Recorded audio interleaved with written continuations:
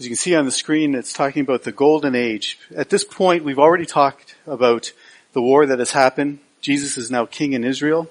New world order is being established and is establishing. And then there's a transition period. And for the next several centuries, the world will be in this golden age. And life as a mortal and immortal we'll be discussing today, as well as the change that's going to take place on the earth. I just want to touch base on from last night. I was just actually talking to John and others about the wonders of this particular school. And I love how there are so many people from so many different areas within the country and the world. And we see us coming together like this. And it is a millennial kind of experience, if you want to look at it this way. Luke, I appreciated your thoughts last night on Mila Day. You know, when you look at this and you saw the slides up there, and I think I want us to now start looking at the way that Luke presented last night and showed the pictures of the people in Colombia looking at people coming from outside and helping to deal with the issues that they're up against, right? And they would look at you and say, you have this technology, you have these abilities that we are incapable, we don't understand. But you now bring these technologies into our village, and you now allow us to be able to live better. Now there's a millennial echo. We are the saints in that particular case is the saint coming into that village and helping the people understand the new ways, the new order that is taking place. They're incapable of understanding. But now it's our job as the priests and the teachers in the millennial period to help people understand the new ways, life-giving ways. And I think that's just a wonderful echo for us, brothers and sisters, when we look at that. And again, not to lose sight that this is our jobs right now. If we're not understanding these things, that is a call to action for us. And I look at it, John Launchbury came up and asked me, or shared something with me, and I think it's very important for us to also understand that, is that if we don't want to be in the kingdom, we won't be in the kingdom. Christ isn't going to force something on us that we don't want. And I think that's a really important, very basic lesson. But if you're not connecting to this, in the sense of that, and saying, I really don't really care, then maybe there's a change that needs to take place amongst us, or amongst yourself, and it becomes very personal at that point. Where am I right now? Is it a have to or a want to? That the way I'm looking at my relationship with my Lord. And if it's a have to, we got to change the perspective. And it's very important for us to get our minds wrapped around that. And I think for us to look at that and to have those conversations. And again, and here he is. I look at the talents that we're given now will be those kind of concepts that we carry over into the kingdom. I look at the relationship between Bruce and Luke. It took persuasion for you to get to that point. And then all of a sudden Bruce says, I'm not giving up on this, right? And it caused, and it's not a one and done. It's, I'm going to keep coming at you. And I think this is what the kingdom will be like. There's going to be people that do not get it. They do not want it at this point. And finally, you'll start to see, I've got a millennium to work with you on these things. I think that's a brilliant perspective. And we're experiencing kingdom events now, in the sense of the way we're interacting with one another. And I think it's very important. And now the wonders start to come out with respect to how we start to look at what takes place. And I love, we'll be in Isaiah a bit and obviously other verses, but to start to take these things in and really see how they will apply to us. And so Isaiah, we know these scriptures in terms of our lives will be like the life of the span of a tree in terms of longevity. They shall not build and another inhabit. They shall not plant and another eat. For like the days of the tree shall be the days of my people, and my chosen shall long enjoy the work of their hands. So foreign to us right now, brothers and sisters. We see people dying early. We see people not living out their span, as we would say. Oh, they died prematurely. They died early. That is going to be in the kingdom period a thing of the past. we'll see that more. But the idea of us being that old and being able to be around and be able to share those life experiences. And I talk to you all. Look at the time from the time that you came in to your understanding of Christ to where you are now. And look at that transitional time, that period, how you are now. Look at the old self and look at the new self as you are now. Don't you see the change? If you're to equate yourself as the youth you were, and you look at that and see how I've evolved, how I've grown in my understanding of my relationship with my God, that is what this period will be like as well. And we will be helping people implement this in their walk, in their journey of understanding who Christ is and what his wonderful kingdom is. And to be able to look back and say, remember that? Remember Trump? Remember Trudeau? Remember Xi? All these leaders, they were not the example that we need. And by the way, we've got to be prepared for people being almost like rescue dogs. Like when you take these animals in and you take care of them, you look at welfare or people that when we bring children into our homes because they're coming from a horrible environment.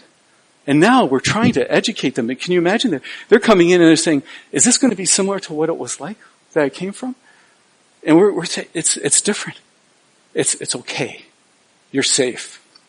And that's what's really critical for us to understand, that this world just teaches horrible. Like we see love at times, we see grace, we see mercy at times, but a lot of times we see hatred and abuse and murder, lying and cheating and stealing, and those things will be things of the past, but it'll take time for people to actually understand this and get used to this. And that's our job. Say, it's okay. I'm going to show you a better way. And so in the old days, as we know, in terms of the pre-flood, these were the ages of people. You start to see at what point they died. And the average age of Genesis 6 is 830 years. It's an interesting thought. And the average age of a person having a child was 91. Holy smokes. I don't have the patience level right now to have a child. Could you imagine being 91? But again, the dispensation, everything extends out. And it's a beautiful thought when you look at this to say, we have all this extra time. But what now? The question is, what do we do with it? How are we using this time? And why has God and Christ set this up in this way that we can now start to take advantage of this? I want us to remember this because these time frames are important in terms of the millennial period, how many generations we will possibly have in the millennium. There'll be maybe 3, maybe 4 generations that will come through that period of time. And I'll be talking about that tomorrow more. And this beautiful thing, no more shall there be in it an infant that lives but a few days, or an old man who does not fill out his days. For the child shall die 100 years old, and the sinner 100 years old shall be accursed. Interesting thoughts when we look at this is that right now we are experiencing children dying at birth. Children, and again, Luke, thank you for your words, putting the child out to see if they'd be strong enough. What a life. What a world that we live in. Completely turned around. These children will not die at birth for the most part, because still death is going to be a part of the kingdom, but it is going to be controlled. And disease, as we know, these things. But the beauty is that now we see this wonderful image coming into play for us. And how many of us have been touched by death? This tragedy of children dying so young. And he's saying that they'll be 100 years old. That's wonderful when we look at this. And again, will the saints have the ability to raise someone from the dead? We have examples of that in the Old Testament. You think of the prophets, the apostles. So if we're in charge of a village or a town as an immortal, and we get the sense that we're now hearing the sadness or the fear that's going on in my village, do I now go to that person and say, leave the room, I will take care of this, and raise that child back up? Think about that. We have those examples back to give us kingdom glimpses. And I think that's what we have to keep in mind. What powers will Christ imbue upon us that we will now be able to share with those that, and can you imagine the conversion of a person? You're going to Colombia now. You see these things taking place. And what do they think? If only you would have been here a while ago, my child would have been saved. Now we have the ability to actually say, leave it with me. I will bring him back or her back. It's just beautiful imagery when we look at these things. And again, unfortunately, I want to tell you is that meal a day may not be required. That's all. These are little glimpses. They say, how will this be? Will these industries still exist or be required anymore? They won't be. And you think of the amount of energy and money that goes into running these huge conglomerates and businesses. For what purpose? To save lives, to help people prolong their lives, but also to make a dollar. Will these things be required anymore? And I say no. It'll be diminished. Will there be things going on that will, again, new medicines, new ways? Will they even be required? Will we be the medicine in the kingdom as saints? Come to me. And again, you look at this and you think of, again, displacement. You know, this is what I used to do, right? I used to be in this industry.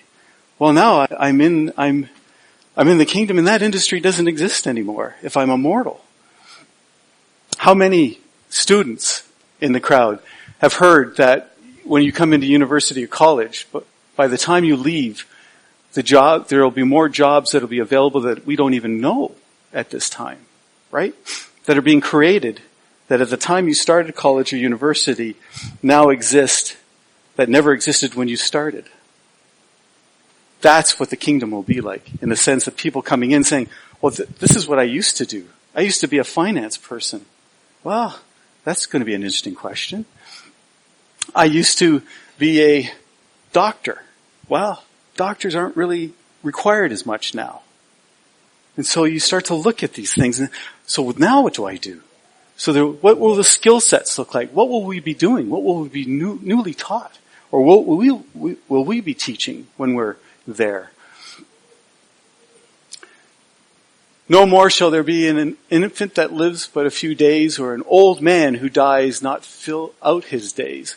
For the child shall die 100 years old, and the sinner 100 years old shall be accursed. So, and then Ecclesiastes has a neat corollary to this. Though a sinner dies evil 100 times and prolongs his life, yet I know that it will be well with those who fear God, because they fear before him. But it will not be well with the wicked, neither will he prolong his days like a shadow, because he does not fear before God. So in the kingdom period, there will be elderly people, but if they don't accept Christ, or if they're evil in the millennial period, they will also pass away. They will be accursed. So you have to look at, these things don't stop. We can still grow old, but what life are we going to live? The mortals will live in the kingdom. Will it be for Christ, or will it be for themselves?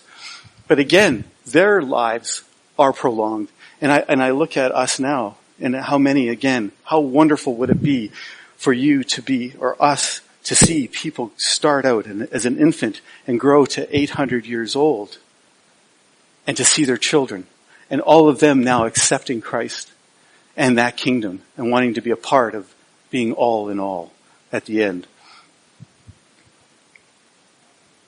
Life is immoral, speaking one language. And we have a beautiful image, and God, and again, this is why I just love if we look at our Bibles, and not just study it, but just really question it, saying, boy, I never thought of it. Or what does this mean? How does it impact me? How will it impact me? And when you look at this, Zephaniah says, yea, at a time I will change the speech of the people to a pure speech, that all of them may call on the name of the Lord and serve him with one accord. Now, you can look at this physically speech, or one spirit. We're all under one kind of viewpoint on the way we understand Christ and his teachings. And we'll be teaching those things. But again, teachers, will we be teaching new languages to the children of the kingdom? Or to the mortals that are coming in? Or will they just be given, this is your language?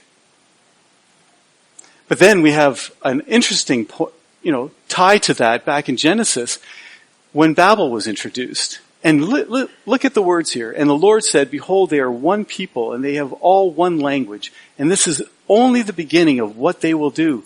And nothing that they propose to do will now be impossible for them.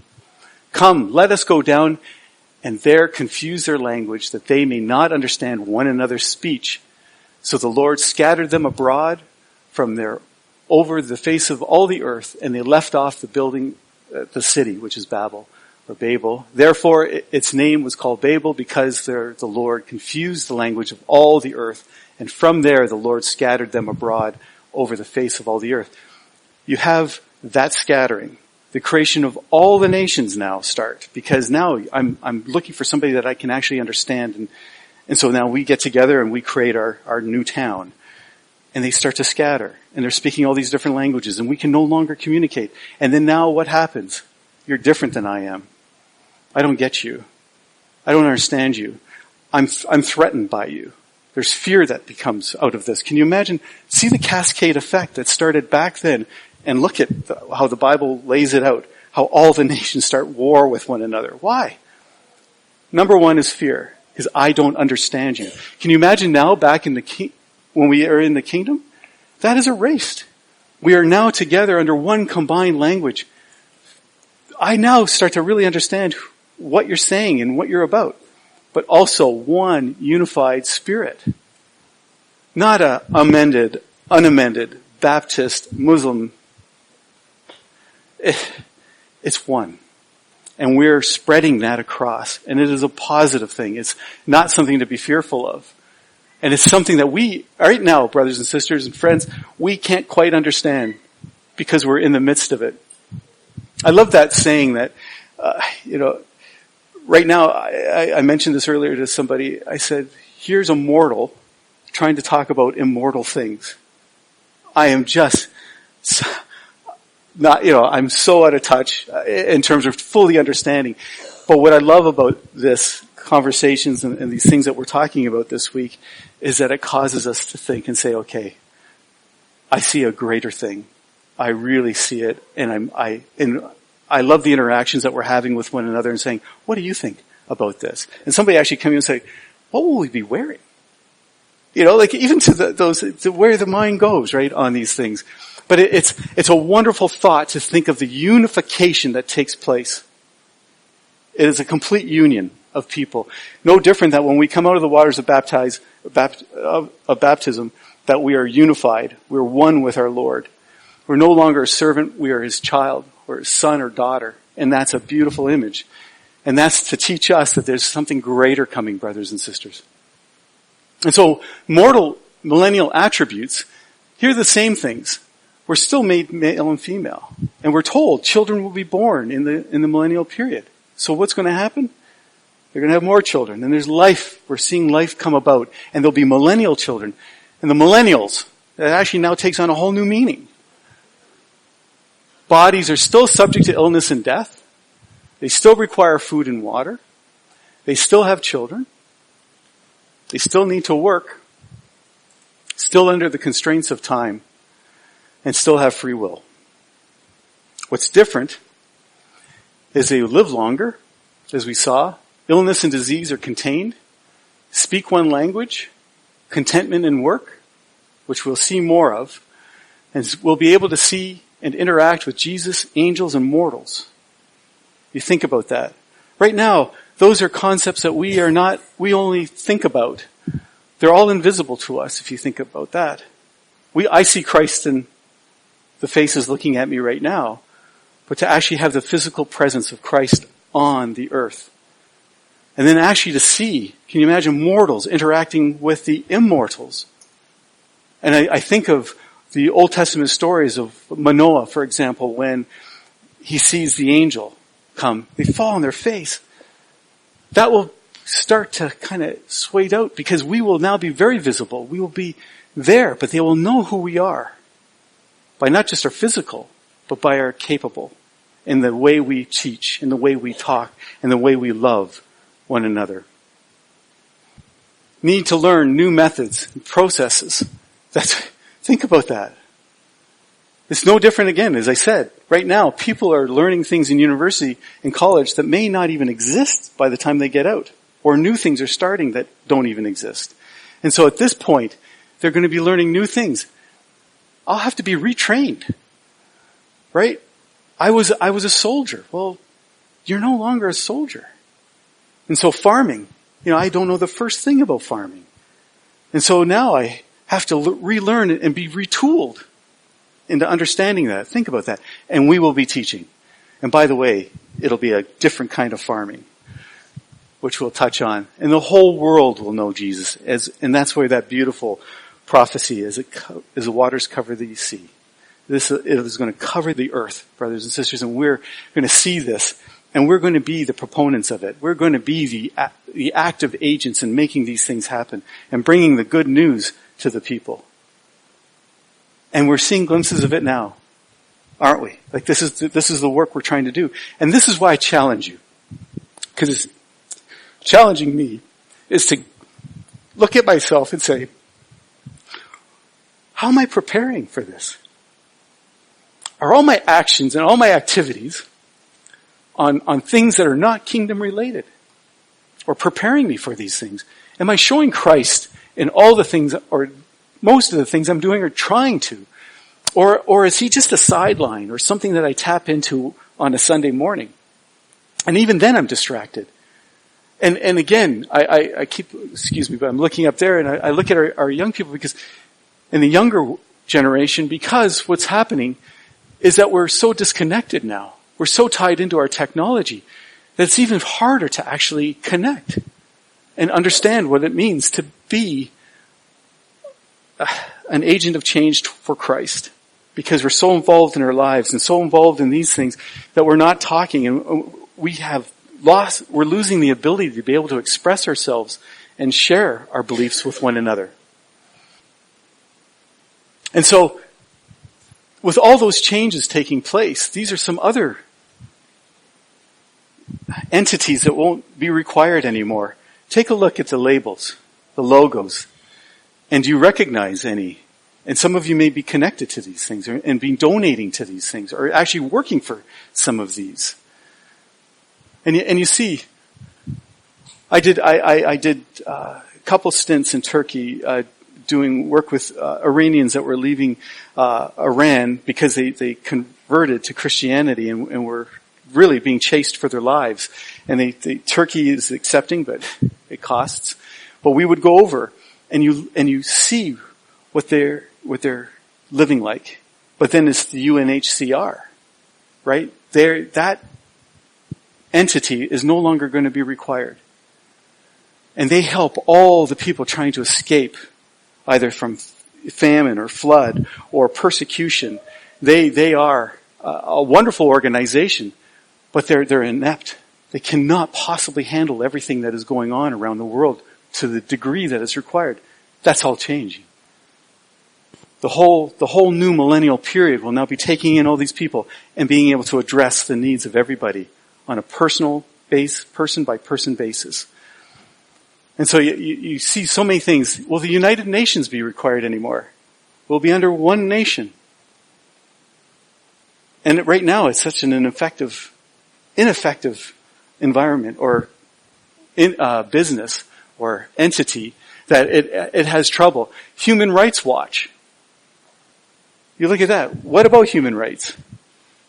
Can you imagine how righteous the kingdom will be? And these people will say, I'm so used to being persecuted, being beat up. I'm so tired of being poor and hungry. That is all now taken care of in the millennial period, whereas these things are just trying to deal with an infinitesimal amount of people. And again, thanks to Luke last night, showing the numbers up there was fantastic. Well, sad, actually. 850 million people. hungry or not having clean water or all these things, whereas now those things will be shifted over. And will that be what we'll be doing in the millennial period? Changing this earth as well, bringing those things back, or will it be the snap of a finger? Will the earth be just pristine right away? Or will we be working with the mortals, working on developing this earth, trying to get it back to Eden? European Union, right? There's so many different things. And again, United Nations human rights. There's so many different human rights issues. You look at this. And disease, that'll be gone. Or put to a corner. It won't be as prevalent. To lose a loved one to that now. To lose a loved one to bad water or inhaling the cooking smoke off my stove. Done. Different methods, different ways. The nations shall beat their swords into plowshares and their spears into pruning hooks. Nation shall not lift up sword against nation, neither shall they learn war anymore. Do you see all of the things that are collected in those verses? Look at all the changes that take place. And I love this, and there it is. It's outside of the United Nations, right? That's what that statute and that verse is outside of. The United Nations will no longer be required to exist. And what do they do with it? They won't learn war anymore. They start to pound those things into a plowshare so that we go and we use it for implements to bring food into the countries or into the nation. And again, the nations shall beat their swords. It's everyone, all nations. And not to teach war anymore. That's a fascinating thought if you think about it, especially from a United States standpoint. I'm sickened by the amount of money that goes into that beast, the military beast. You as a nation, I'm sorry, when I hear that it's close to $1 trillion on an annual basis that is being poured into that, you think about that, what we could do with that right now. But it's for our protection. And it's now, we don't need that anymore. Because the kingdom will be one of peace, not war, not hatred. It's something I want to be a part of. Here's a military industry, just a slight fraction of the logos of these particular industries. I did Forbes magazine did a analysis of the top 20 military industries or businesses in the world. The majority here in the United States. It, on an annual basis, just the top 20 was over $500 billion annually they make. They employ just over 1.5 million people in the United States. And those people will be displaced. They're going to have to learn a new industry, a new way. And again, you look at this, to what end are these nations, are these industries? What is their premise? What is their reason for being? Again, it's for military, building of missiles, building of weaponry, so that we can kill one another. And that's why that United Nations, don't take that saying or that verse lightly. It's a hopeful verse for us, brothers and sisters, and we should not lose sight of that. But we're bombarded by this, and the fear mongering that takes place right now is because we need this to protect ourselves. And to protect our interests elsewhere. That's the world we're living in right now. That's not the world that we're walking into. This will take a huge revolution around the world with respect to the affairs of man. Can you imagine? If those titans of industry, so to speak, actually survive and come into the millennial period, what outlook will they have? Will they be the beginning or the sowing the seeds of discontent down the road, or telling their grandchildren about things? Of this is the way it used to be. And glorifying it. Because again, I think, so long as man is involved, we are going to have human thoughts, human weaknesses. And they will not go into the night lightly. They will fight against this. The whole military machine in all nations will be dismantled. All of the taxes, time, and money devoted to these purposes will then be available to developing industries of a useful and peaceful character, to be conducted on righteous principles. You think about that. It's a whole different mind shift. And we, because of our learning, because of the training that Christ has given us, and God through His Word, and these settings, to be able to help us and say, we understand what is the potential and what is coming upon this earth. Something great, something marvelous. And we will teach that there's a better way. There's something better that is with us right now.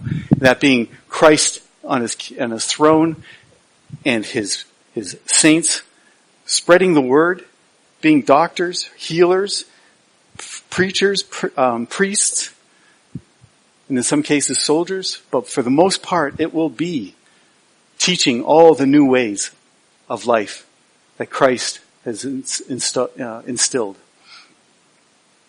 The markets will never then, this is the question. I cannot see this. I just,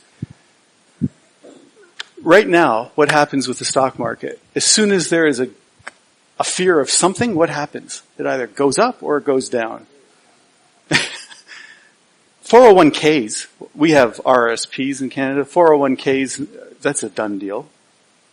What are you retiring for now? Is that required? Are the markets around the world required anymore? Because when I showed you the logos of the military machines, that's just a fraction. Can you imagine? Those businesses won't exist. So what are we investing in anymore? Why do we need to invest?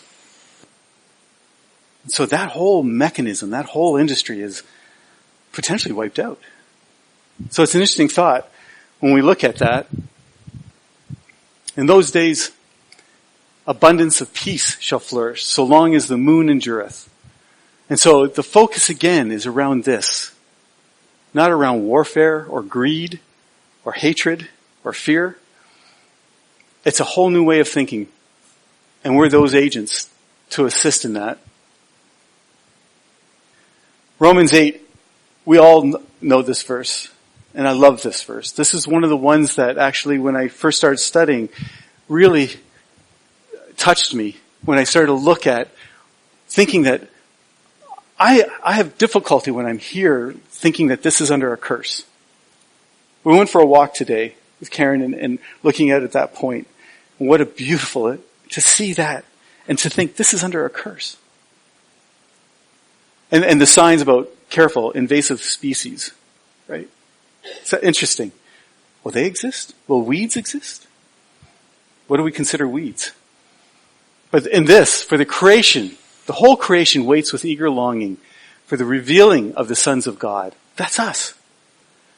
For the creation was subjected to futility, not of its own will, but by the will of him who subjected it in hope, because the creation itself will be set free from its bondage. There's a whole change coming about. To decay and obtain the glorious liberty of the children of God. We know that the whole creation has been groaning in travail together until now. And not only the creation, but we ourselves, who have the first fruits of the Spirit, groan inwardly as we wait for the adoption as sons, the redemption of our bodies. Think of that. We get it now. Because of our understanding. Because of the sharing that we do amongst ourselves. And the work we're trying to do now.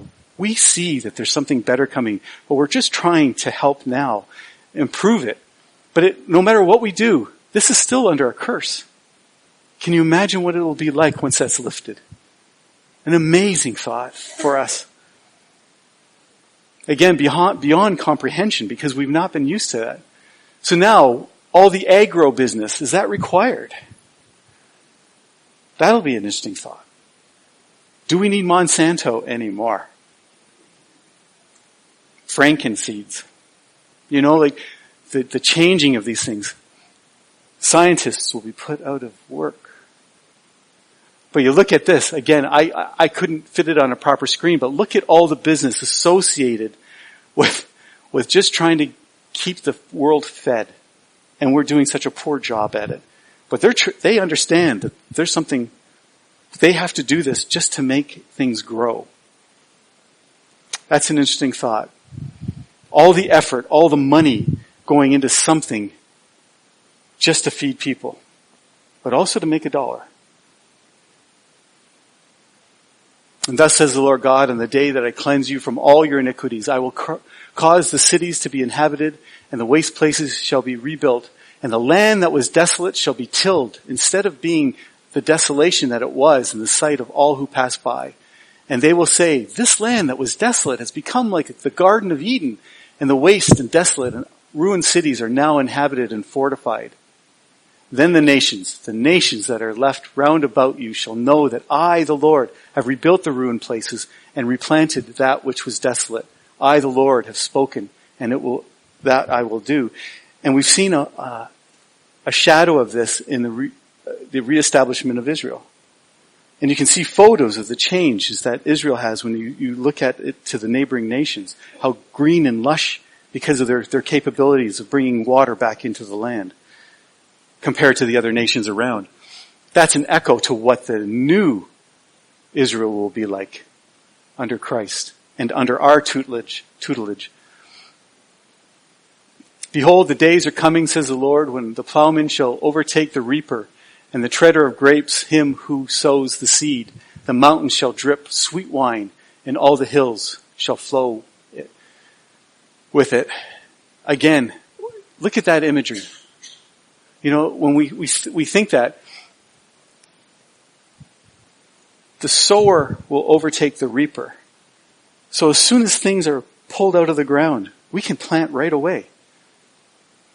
And it just catches up. It is so plentiful, so rich. You cast the seeds, and in a very short time, they just start to sprout. This is the millennial. This is a wonderful image. My question is, will it be this or this? Because this is for what? Commerce. We grow it here, we ship it overseas. It's to take care of other nations. Those nations will all be taken care of. We will be in those nations, helping them grow and farm it, teaching them how to handle this. And God in Christ providing it on a day in, day out basis. And so I believe that we will be back to more of this, but it'll be taking care of our communities, feeding our people in a lovely way. Will it be kibbutz? Will it be a kibbutz community? I love that kind of, it's communal. We're all one together, working for the common goal. Gorgeous imagery. And then the grapes. There's vineyards, again.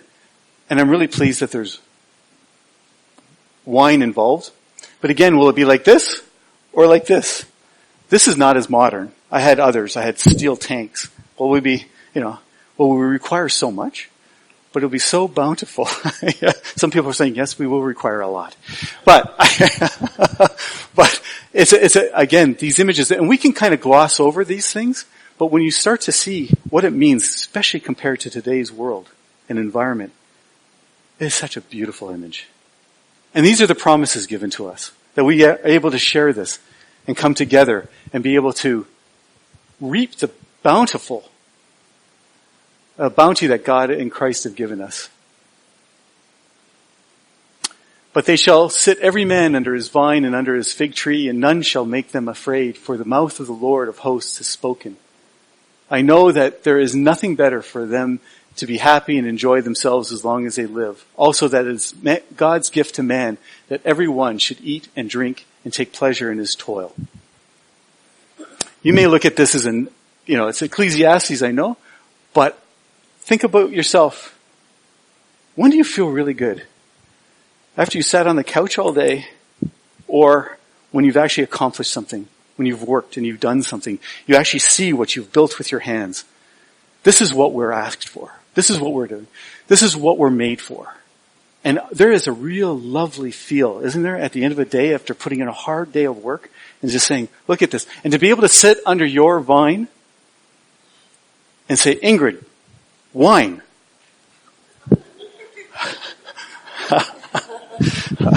But it's a beautiful image.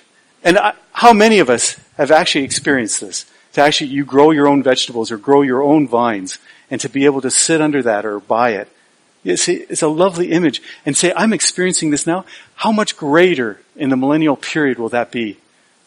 Think about harvest time when things come in and the festivals that take place now. But the feast of ingathering, the beautiful time, those are experiences to help you understand what bounty is going to come, but by whose hand it's given to us. Not Monsanto's. It's by the grace of God and by Him giving me the ability to be able to work and the strength to do so. And us, for the mortals to be able to do that, but also for the immortals to be able to assist and help and guide and direct. I will restore the fortunes of my people Israel, and they shall rebuild the ruined cities and inhabit them. They shall plant vineyards and drink their wine, and they shall make gardens and eat their fruit. Brothers and sisters, your nation has had major upheavals. You look at what's coming upon the earth and what you've experienced already with the hurricanes and the floods that are taking place, and the tragedy that you've seen, the fires that are taking place. Those are things that will be of the past. Things will be back into harmony. We're out of whack right now in the whole climate issue. But people are going through this heartbreak of losing everything that they've had, wondering, where do I turn? But and this is the beauty, we all help. Can you imagine? Again, people have got to learn what it means to help one another. It cannot be done like this because we're not learning anything. We will be active. We will be involved in restoring things, but also helping people come back to their homes and creating new homes. I will plant them upon the land, and they shall never again be plucked up out of the land which I have given them, says the Lord. You look at the displacement going on around the world. It's due to what? Again, a lot of climate change issues that we're up against, and war, and fear. And again, not in my country. You're not welcome. Can you imagine? This is where the Statue of Liberty, I think, will actually exist in the millennial period. Saying, bring me all your people. Bring them to me. And again, we see this, and you know what? We change the channel. Because what can we do? We can give some money. Or we can go to a country and do some work. And I think the P2P, that's kingdom work. It's brilliant. It's a scratch on the surface of what this world is going under right now. But the beauty is that it'll be restored. Everybody will have something to call home. They'll be a part of a collective where there's love, mercy, and safety and peace, that they can come under their roof, under their vine, and feel safe. And be under a king that gets it. That he is actually the one that's established it, as opposed to, pay me your taxes, go to war for me, and by the way, you're no longer welcome in our country because of your color or because of your religion. Think of that. The rest of the dead did not come to life until the 1,000 years was ended. This is the first resurrection.